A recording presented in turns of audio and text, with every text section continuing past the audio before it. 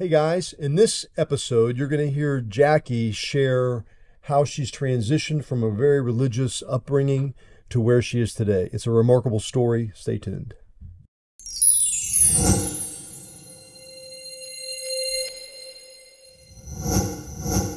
Hey guys, it's John and Jackie of OpenLove101.com. Welcome to our show. In this episode, we're going to take a question from one of our viewers, Courtney. Okay, so the question comes from our email box, and they say, I ran across your YouTube videos when researching open relationships. I have recently reconnected with my high school boyfriend, and he has been in an open relationship / marriage. So I figured before I said a hard no, I needed to do some research. I grew up much like Jackie, conservative, church 3 times a week, 2 monogamous marriages, kids. So my biggest hang-up is the religious part of it. How do you put your religious spiritual beliefs in perspective for an open relationship, especially when it's definitely not how you were taught? I love you guys, and my guy and I strive to have the communication and comfortability relationship that you have. Y'all are awesome. Oh, that's great. That's awesome. Gosh, she does sound like me. That's weird. It is. Almost like, did I write that? And if you guys want to send us a question, go to openlove101.com, sign up for our email list, or click on the contact us and mail us your questions, or you can make a comment here beneath the YouTube video. That's another great way to do it. And we take those, and every once in a while we'll answer them on air like we're doing today. So Thank you very much for that question. That's a great question. You know, I know from our experience talking to other couples and being in the clubs, talking to couples, how we are raised, whether it's just maybe we're not religious, but society and how our parents are and what they see as being the only relationship model, or maybe it is religious, it can be the biggest hang up to move forward in this relationship model. The fear of God, or the fear of what people are going to think about you, any of those things, the shame that that you're told you would have to feel if you're more open sexually, those can be game stoppers really, and keep you from moving forward and really exploring different aspects of life that maybe you hadn't been able to. Right. And especially religion, religion here in the United States is very strict and very common, and I think our country was settled by religious people, and it's been that way for a couple of 100 years now, and it's definitely challenging when we go to court or church every day, and are taught this is the only way you can live, and it is very challenging for couples or individuals within a relationship to overcome that. Yeah. But, we have a lot of people that come to our clubs that attend church. They come to the club on Saturday night and they go to church Sunday morning. And, I'm not here to tell anybody what they need to do or what they should do about their religion. Religion is a highly personal thing. And it, for a lot of people, I know for me, it started from the time I was born. I was introduced into a highly religious family, and just like her, I went to church all the friggin' time. It was that was just how I grew up, and I loved it. I don't remember having a bad experience in church. I really gravitated to the community of it. And, my entire family went to the same church. So, every week I got to see my grandparents and my aunts and uncles and, cousins. And, it was just a really tight-knit space for me to be every week. And so, I really enjoyed that. That being said, the older I got, and this is just my story, the older I got, the more I began to realize that, my introduction into religion was something that I really didn't play a part of. I didn't play a role in that.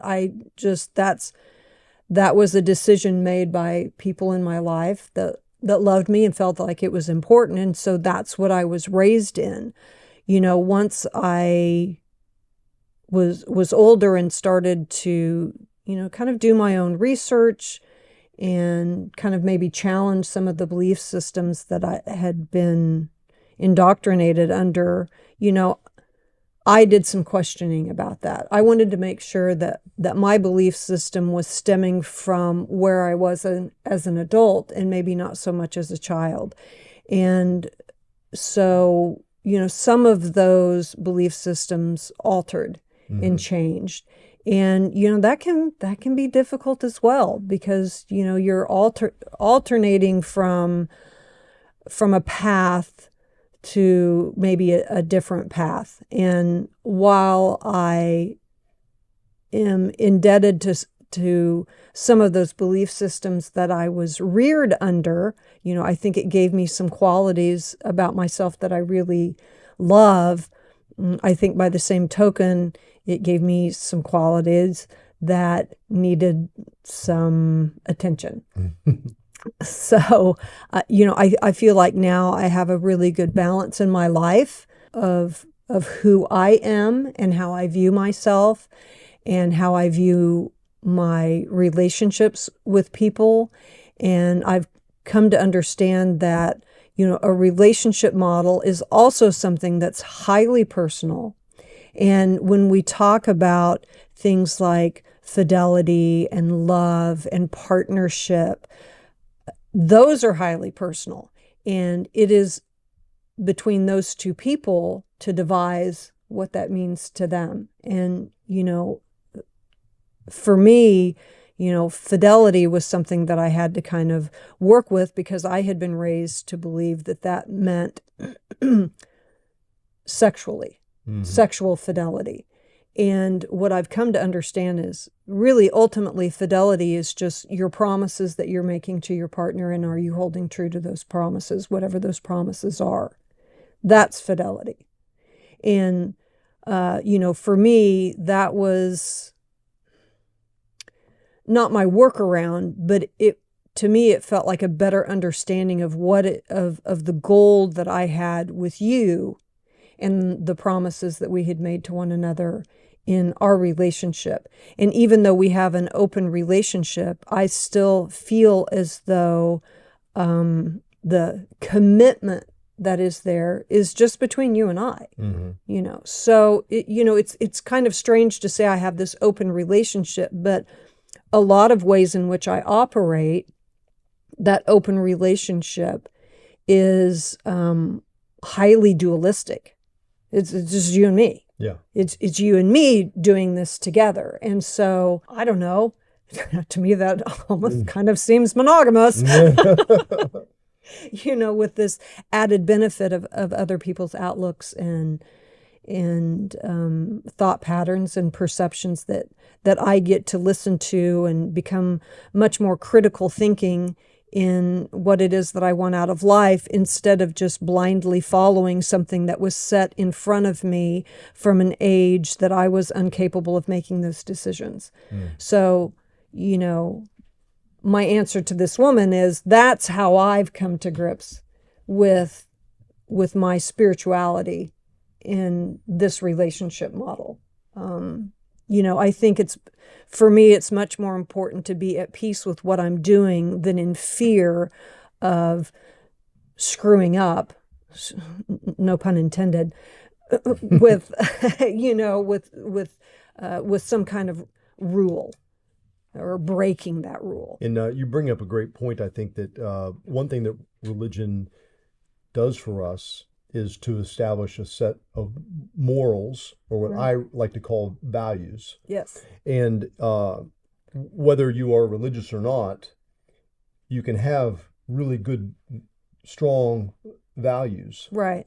And, I think I'm an example of that. And in our relationship model, those values, like honesty, for instance, right. And trust, to be trusting and to be trusted.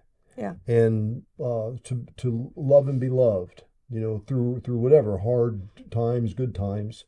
And I feel like in our relationship, we have like this really wonderful set of values that no one can take away from us, and they're really strong. They make our relationship this really, solid relationship that we have. Like you just said, it really is a monogamous relationship in the sense of how we're going through life together and sharing all the things we do together. And I mean, I'm not going anywhere I don't believe you are, and the things that we do on the side, or the friends that we make that may turn to, being more sexual, it doesn't affect in a negative way anything that we have going on within our relationship itself. And people can look at us from the outside if we didn't talk about, the fact that we're having sex with other people. If we just looked at our relationship together, they would just see this wonderful marriage that we have. The other thing I wanted to point out is, early in our relationship with you seem to have, there were periods where you really struggled with guilt and shame. And I've noticed as time has gone on, that really doesn't seem as prevalent anymore. And I think for this viewer, I'd like to maybe hear you talk to her about how, in time that will go away. Right. It does. It's about deconstructing, again, some of the belief systems that have been ingrained in us. I think especially as women, where there's this kind of virginal aspect of us that is expected even after we're married, which I haven't quite figured that one out. To really learn how to honor and love that side of who we are, and to understand that it's not this submissive wifely duty, that it gets to become this activity that we participate in that creates a sense of peace and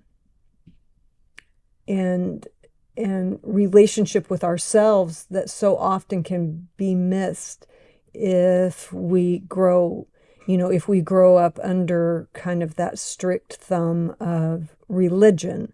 And again, I'm not saying there's anything wrong with religion. I'm just pointing out from my own experiences of my self-view. I didn't think that consciously, like, oh, woe is me, I'm this, horrible woman. I loved the fact that I get to be this woman in society, but I think the way I was taught to be in a relationship really hampered who I was and how I could express myself from a sexual standpoint, that kept me in a realm of, well, I want to have sex, but you can't have too much sex. And we want you to be sexual, but not too sexual. It's like, where's that balance? Because it was my framing of my sexuality was so driven by you, by the male in the partnership because of how I was raised. So to really be able to find someone, like you, that was like, I want you to experience your sexuality and whatever that is, and I'm going to love you regardless of that, was like, and it took me a long time to even figure out what that looked like. Yeah. And, but now I know I can do these things and it not have a bearing on the type of person that I am. I'm still the same great, loving, kind, empathetic, generous, grateful person that I am in my sexuality. Mm-hmm. And so for me, I feel like I'm a little more balanced. There's more of a wholesomeness to me in the fact that I have a better understanding of who I am. I would agree. Yeah. It's been remarkable for me to see the changes that you've made and the transition to go from where you were to where you are today. I mean, to be able to live life without feeling a lot of shame and guilt and live in fear. Yeah. I love seeing the person you are today and how you're living fearlessly. Right. It's just it's definitely beautiful to see, and I know it can be hard to overcome the barriers that we have in the way that we're raised. But if you're able to find a way to do it a little at a time, and it can be very rewarding, for sure. It can. So, this has been a great discussion. It has been. That's a good question. Yes. So thank you guys for watching us today. Remember, sign up for our email list at openlove101.com. Follow us on Instagram, Facebook, etc. And stay tuned for our next episode. See ya. Great job, Jackie. And if you like that video, please click the button below. Subscribe to our YouTube channel. We'll give you plenty of more. Plenty of more? Kidding me?